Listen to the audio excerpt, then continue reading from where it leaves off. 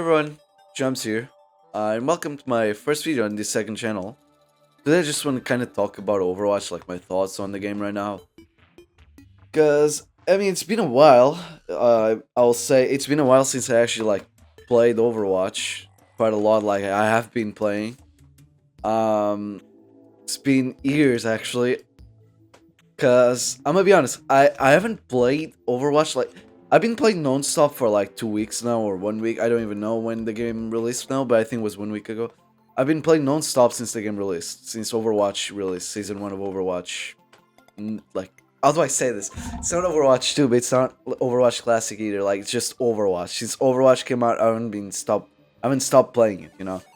And I haven't done that. I haven't felt this addicted to Overwatch since Overwatch 1. That's kind of wild to say. It's been like 4 years now, I think. 4 years since Overwatch 1 disappeared. Or Overwatch Classic as they call it now. And I mean it's kinda wild. When you finally think you're off for good, that you'll never have to worry about this again, they bring you back in, you know?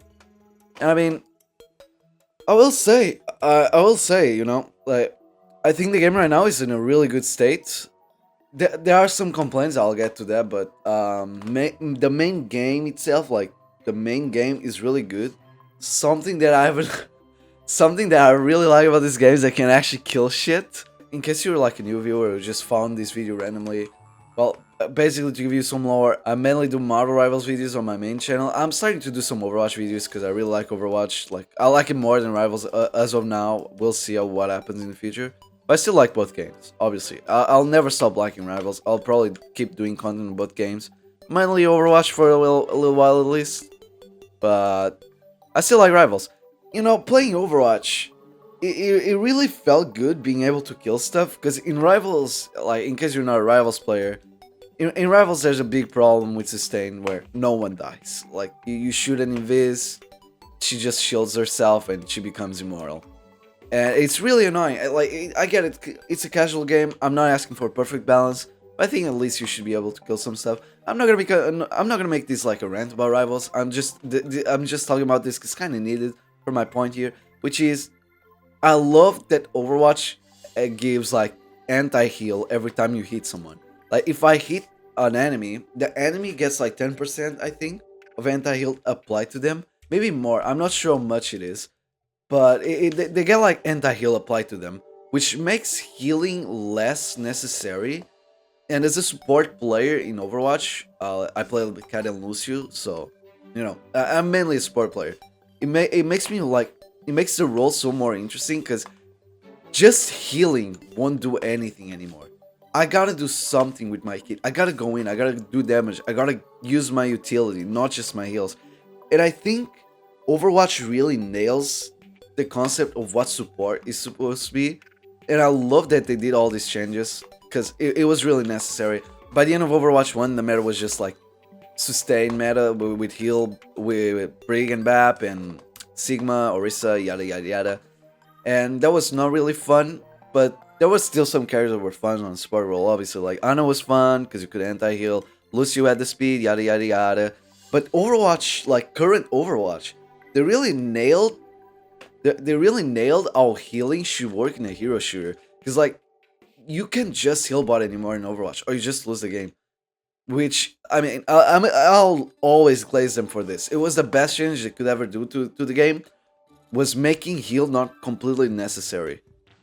Because anti-heal is so, like, powerful and so required in some instances that you need to do damage instead of just healing, which I love about Overwatch. Like it's just I'm never gonna stop glazing them about this, but obviously it's not all rainbows and flowers. We have to talk obviously a bit about some of the issues the game has. Mainly, its appeal to casuals, which don't get me wrong, I do think the game has some appeal to casuals, like with the lore and stuff coming back now. I think a lot of people will start playing the game again because people love the Overwatch lore. I love the Overwatch lore. I think Overwatch is some of the greatest lore ever made to mankind. Like it's really really good, and I think they will bring some casuals back.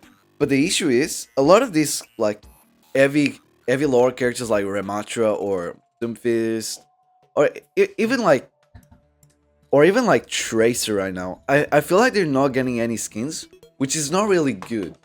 I get it. Kiriko and Juno sell more, but I feel like Overwatch still has a problem with skin distribution.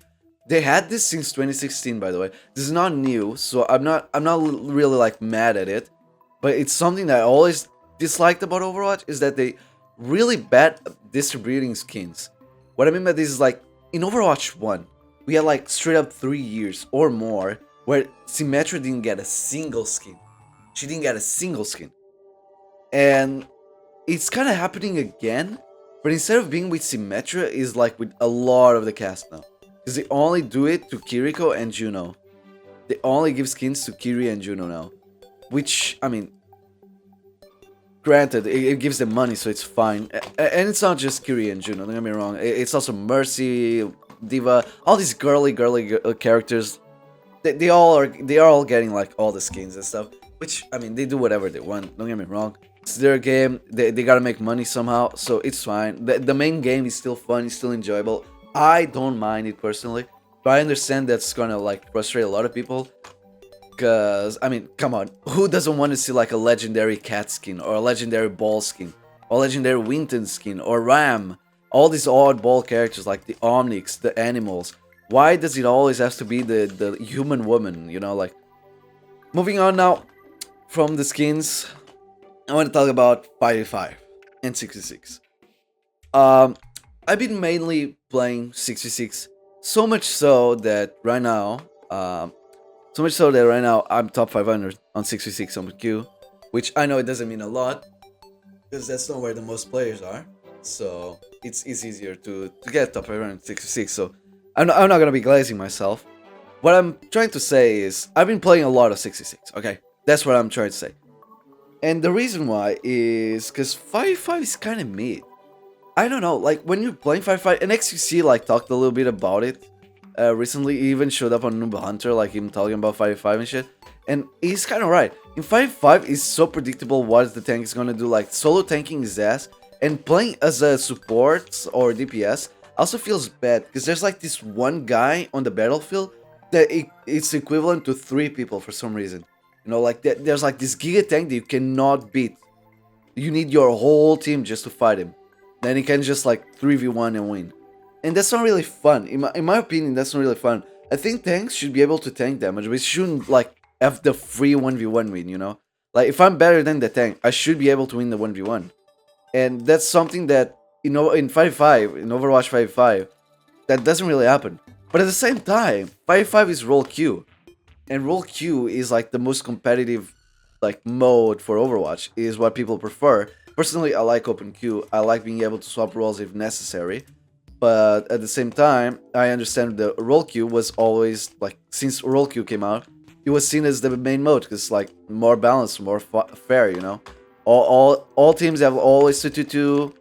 There are still really good compositions you can do, but at the same time, you know, there's not gonna be an instance where you don't have enough tanks, like where there's only 4 DPS on your team than 2 supports, you know. That's what was magical about role queue. That's what people love about role queue. And unfortunately, role queue is stuck behind 5v5. Because if you try to do role queue with 66, it kind of just dies. Because the queue times go to the stratosphere. Granted, it was just the graveyard season of Overwatch 1 when role queue came out. So, I don't know.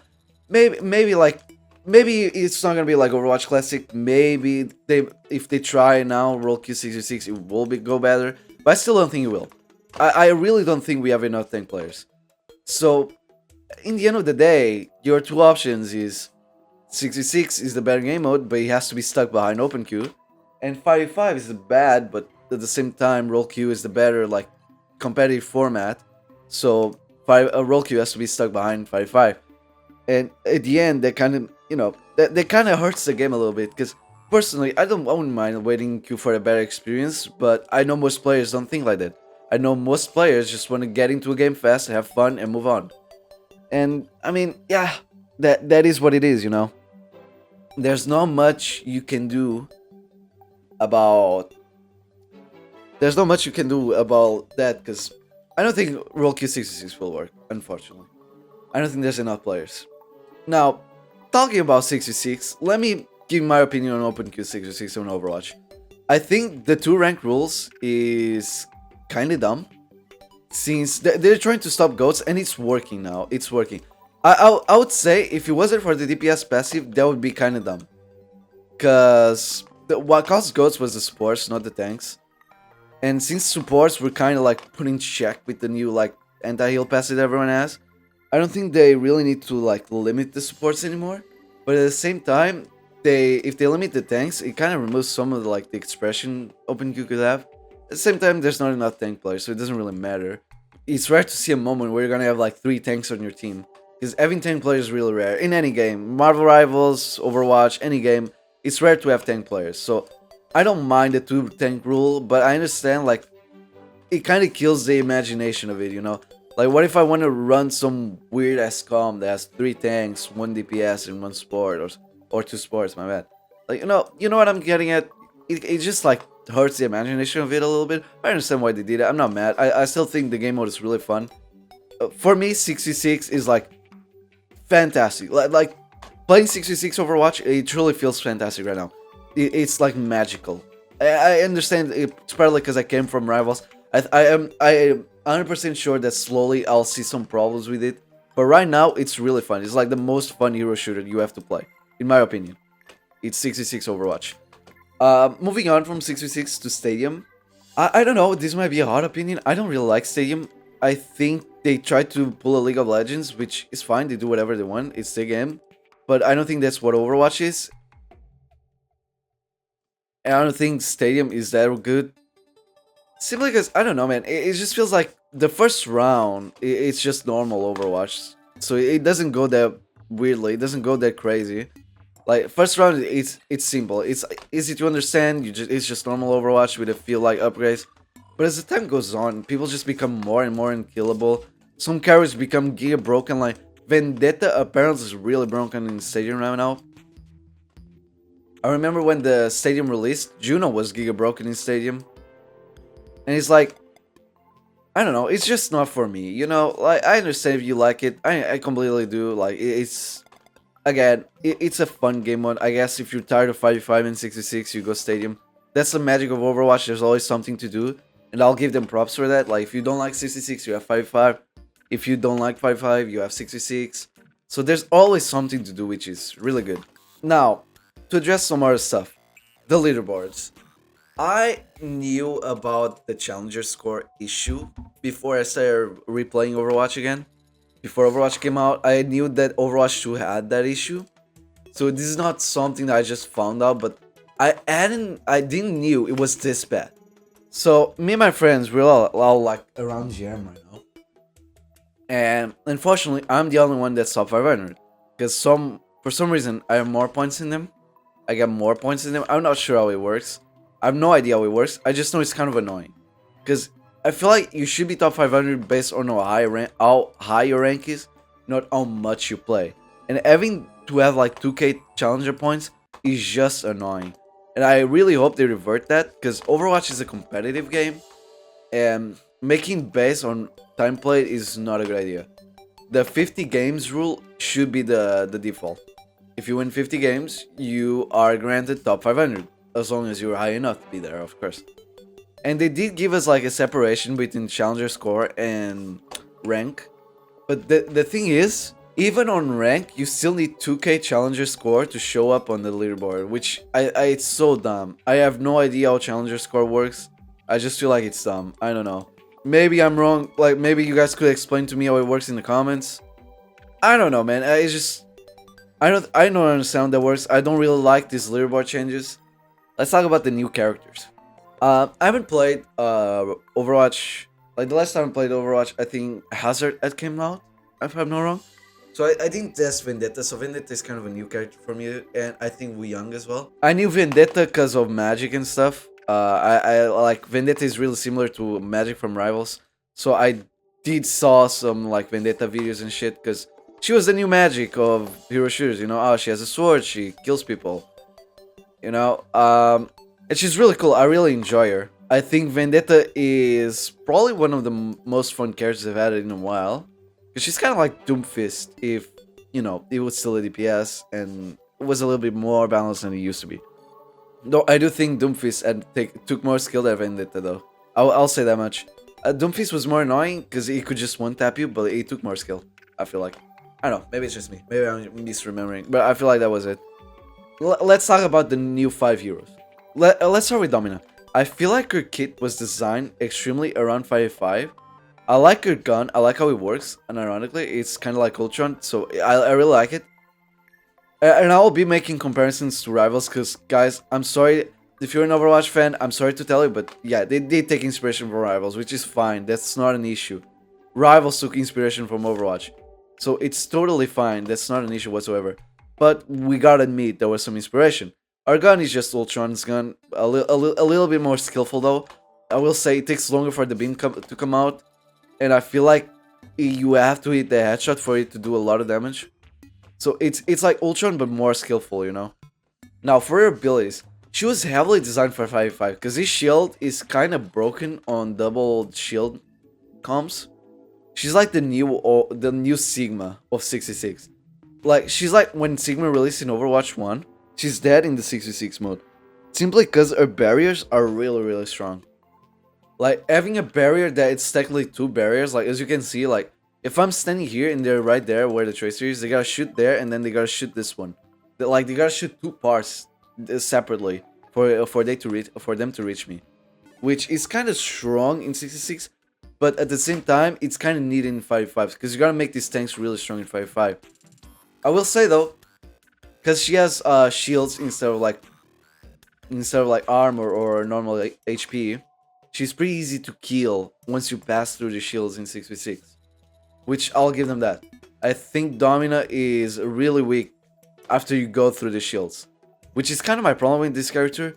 I like tanks when they have to rely on a shield.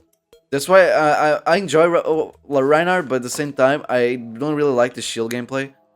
Like, my favorite tanks is Zarya and D.Va. Like, those are like my 2 favorite tanks. Simply because they don't rely on shield. They rely on other ways of like tanking, like with the bubble and the matrix.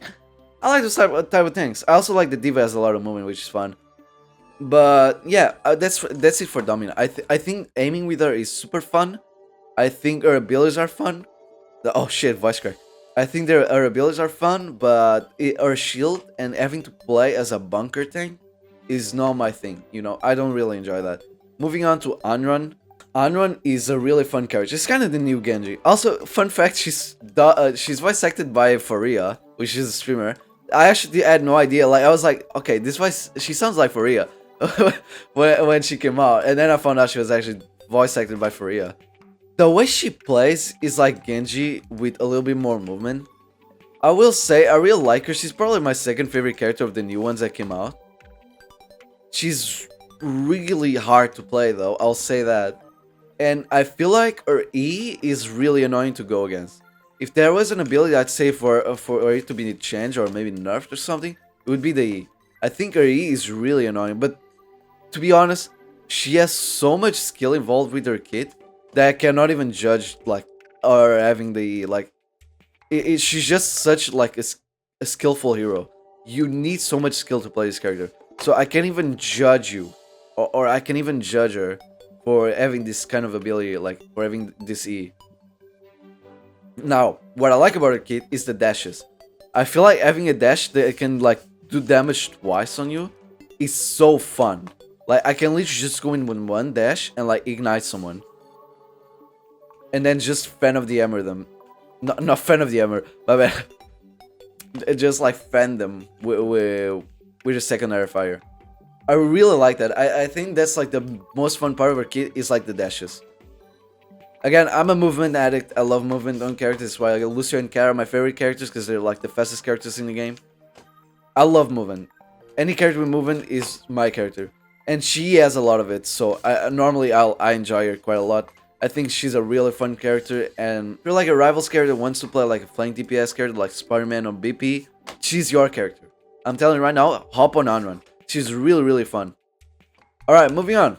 Emre is another like Soldier 76, which they have to add here and there. It's totally fine. He was teased back in Overwatch 1. Like, I remember this guy. The moment they showed them, I was like, oh, this is the guy from Diana Cinematic that showed up in like the picture.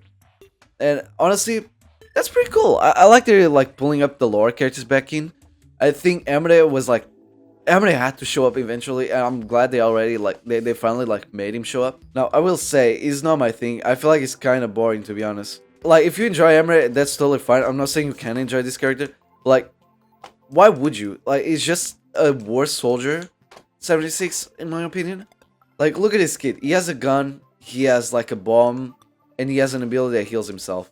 By the way, you can actually like rocket jump with the bomb because you don't know. That's a fun thing to do, especially when you ult. Yeah. Overall, I just think he's kind of boring. He's just another soldier 76. But if you like him, that's totally fine.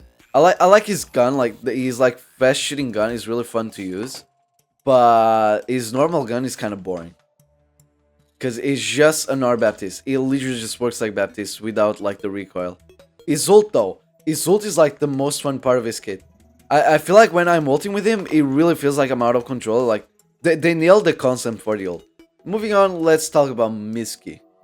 I haven't played a lot of Miski. I haven't tested him that much yet. But from what I've seen, he does quite a lot of damage. He has a really good hitbox. Also, in case you don't know, his bullets ricochet off walls. I actually didn't knew that until I played him a little bit on practice range. And that's actually pretty fun. I like when they do stuff like this, where it's just not like Zenyatta balls all over again. Because if you look at Lucius projectiles, Jetpack projectiles, Zen projectiles, it's all kind of the same, with just different effects. And I like Miski's projectiles work a bit differently. I always find that fun. Now, what I don't like about this character is I'm a Lucio Cat player. I need to do damage. And having this guy on my team makes me not being able to do damage or speed as Lucio. Because his heals are so mid. I don't know, maybe it's a skill issue for my teammates. I don't know. He's like right click is good, don't get me wrong.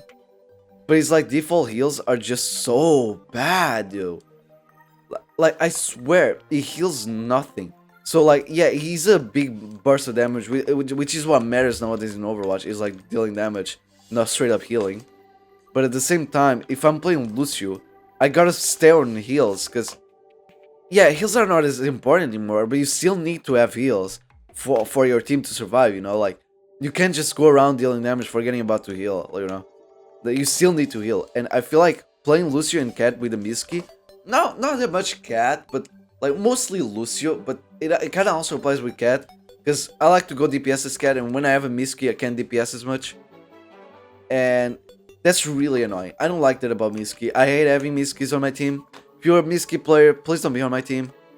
But the character itself is fun. I understand why people enjoy it. It's just that it's not compatible with my characters. So it's more of me bitching than an actual complaint about the character. Another thing I dislike about him is the chain. I feel like the chains are really annoying CC. But at the same time, you can still shoot. You can still use abilities as your chain. So it's still not a hard CC. It's still a soft CC, which Overwatch is really good at doing that. They add like soft CCs that are not really annoying. So I'm not gonna complain that much about it. It's just that tank players, especially in 5-5, when you get stunned by this shit, it's like hell. There's nothing you can do about it. It's done. Like, it's literally done. There's nothing you're gonna be able to do about it. You just like immobile, like you're just standing there for like straight up 2 seconds, and the whole enemy team is gonna look at you. You're gonna melt because you don't have a second tank with you. In 6v6, you can also melt if you're kind of alone, but now another thing I liked about his kit is the shift.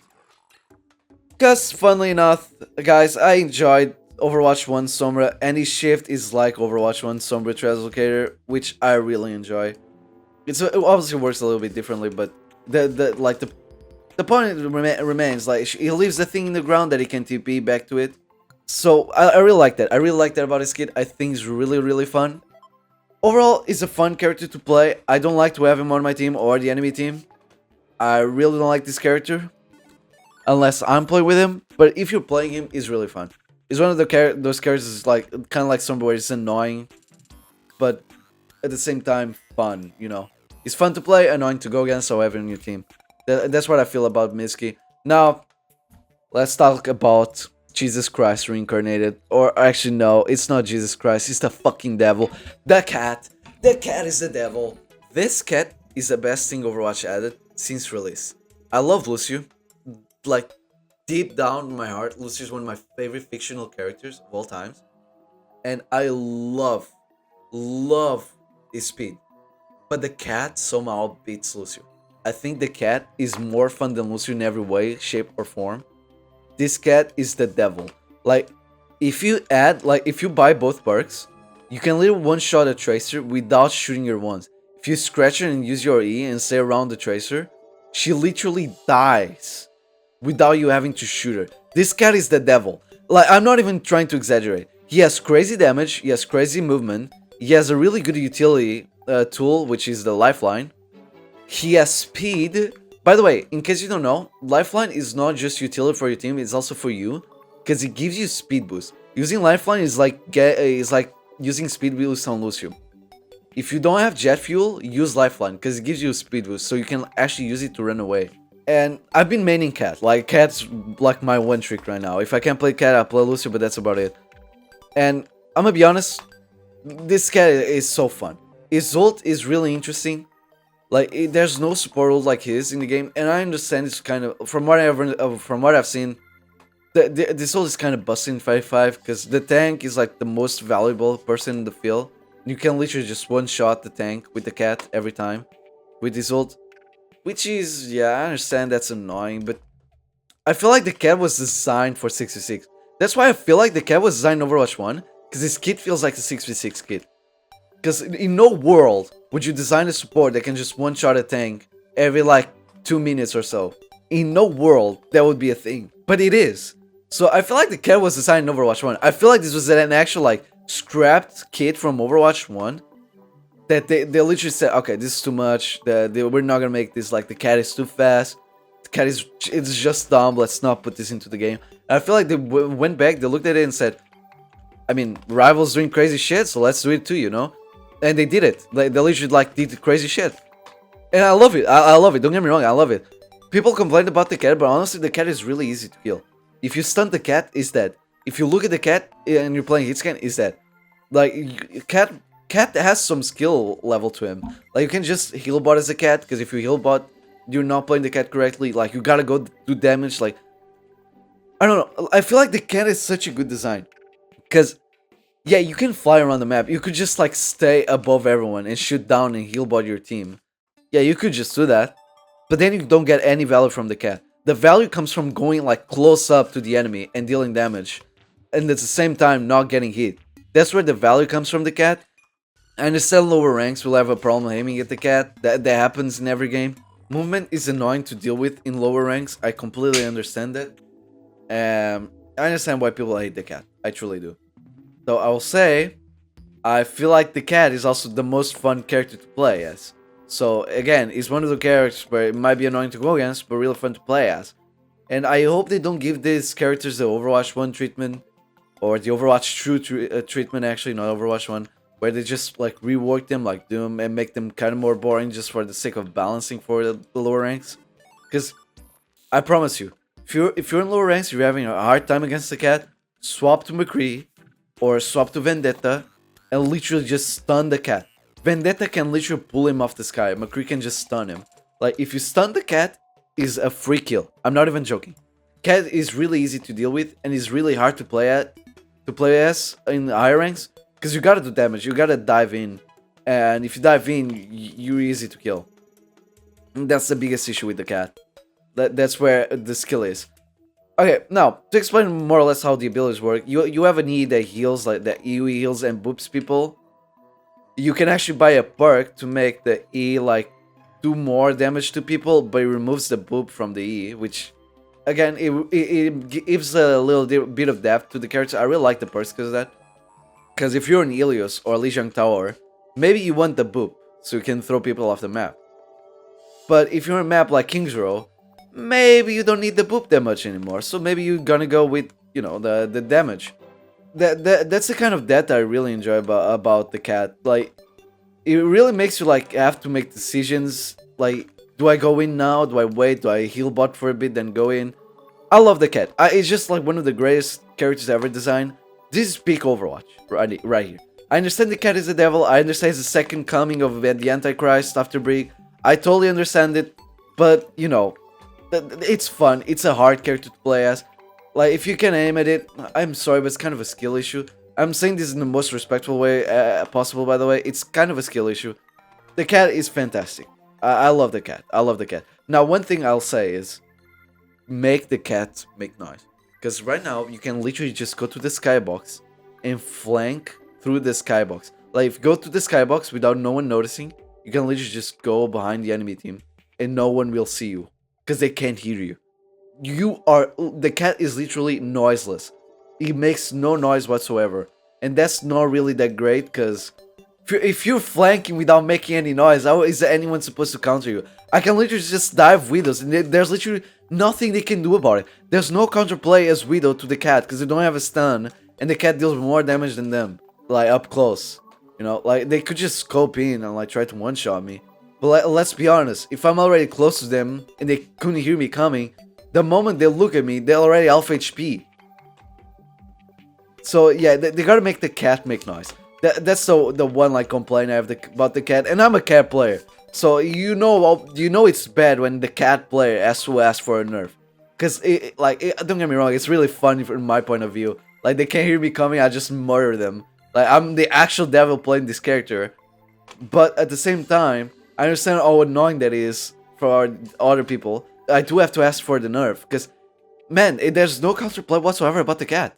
Literally, if he flanks you and you can't hear him, and he starts like one-shotting you with his E and he's like melee and starts shooting you, you just get melted in like 1 second. There's nothing you can do about it. It's really, really annoying. The lore. They added this like part on the main menu called story, which I like it. I think Overwatch was always great because of the lore. It wasn't the gameplay alone. Like, gameplay-wise, Overwatch was always good. Even in Overwatch 2, I'll have to say, gameplay-wise, Overwatch was good. I didn't like 5.5, I still don't, to be honest. So I really stopped playing Overwatch 2 because of it. But since Overwatch came out, they've been putting a lot of effort into the lore. We've had like a lore about Freya and Emre. We had a lore about Vendetta. We had the cinematic about Vendetta. We had like a comic book about Vendetta. We had 2 lore drops, one about Emre and Freya, and one about Jetpack Cat. And by the way, the Brigitte face, the face of Brigitte in this Jetpack Cat lore drop is really, really bad. I love the story, I love the writing, but visually speaking, these lore drops are really bad. They look bad. Like, Brigitte looks like a American Dad character. Yeah, like look at her face. It's so weird. Like, I don't know why they draw her like this. I think they have to like step up the art on these lore drops. The motion comics are fine. I like the comic art style, but in the lore drops, it looks really, really bad. It looks bad, and I'm really sorry. I really don't want to shit on Overwatch right now since they're doing lore. And I really hate to ask for more since I'm already giving us all this shit, but it looks bad. I do think the lore drops look bad. The cinematics looking amazing, incredible, better than any other game. The motion comics look really good. But the lore drops, they look really bad. They need to find another art style for the lore drops, because they're just awful to look at. But overall, I feel like the story right now is really good. There's a lot of lore. I feel like Sombra. I'm really addicted to Sombra's lore, because I feel like Sombra is plotting something. She has a lot of like voice lines with Sigma. She really hates Vendetta for some reason, and Emre has the eye that showed up in like the Sombra cinematic. So I feel like Sombra is probably gonna do something about Emre. I feel like might have a cinematic where it's like Sombra versus Emre or something like that. Because the eye means something. I don't know what it means, but the eye means something. And Sombra knows it. Sombra has been studying the eye for a long time. That's why she joined Talon. And I'm really invested in that part of the lore. I'm also invested in what's going on with Overwatch, because they lost in Gibraltar. Italy is Talon's now. Like, Talon just rules over Italy now. Gibraltar is also Talon's, because Overwatch was like kicked from Gibraltar. And like I'm pretty sure there's like a map where you see like a bunch of peanut butter and like a Winston plushie on a desk that belongs to Talon, which kind of indicates that Talon captured Winton. And if that's true, how is Overwatch gonna win? Like, I'm actually so invested about the lore again. They did a great job about it. I'll give them props to that. The only complaint I have about the lore is the art style and the lore jobs, but that's about it. I think the lore is phenomenal again. In Overwatch 2, the lore kind of fell off. I'll be honest, it was really bad. But they're really bringing it back. I'm really enjoying it. I also love the events tab. By the way, vote Overwatch. Always vote Overwatch. The events tab is really good because it gives you stuff for free. It gives you loot boxes. It gives you like Lord icons. No, Lord icons, my bad. It gives you hero icons, yada yada yada. Which is really fun. I think this is a good way to make casuals more interested in the game. Which was a big problem during the Overwatch 2 era, where there was not a lot of shit for free. Like, even the characters were behind a paywall when Overwatch 2 came out. So, you know, them doing this and adding loot boxes and yada yada yada, I think it really appeals to the casuals, which is a good thing for Overwatch. Because Overwatch is a competitive game, and even in a competitive game, you still need to have a side for the casuals, which I'm glad Overwatch has. I'm glad Overwatch is, you know, working towards that with the lore, the skins, the hitboxes, the loot boxes, yada yada yada. I really like it. But yeah, that's about it for Overwatch. I'm gonna do a rant about Rivals right now. Fuck Marvel Rivals. My bad, gang. But yeah, I'll see you guys next video. I'll also post VODs in this channel, so if you're interested in like variety, I'll post all the variety VODs in this channel. This is completely a secondary channel that I'll just, you know, put it here for whatever reason. There's not gonna be much effort into these videos and stuff. But yeah, that's about it. Love you all. I've been recording for 50 minutes now. My throat is dying. And yeah, see you guys next time. Bye bye. Love you all. Bye bye.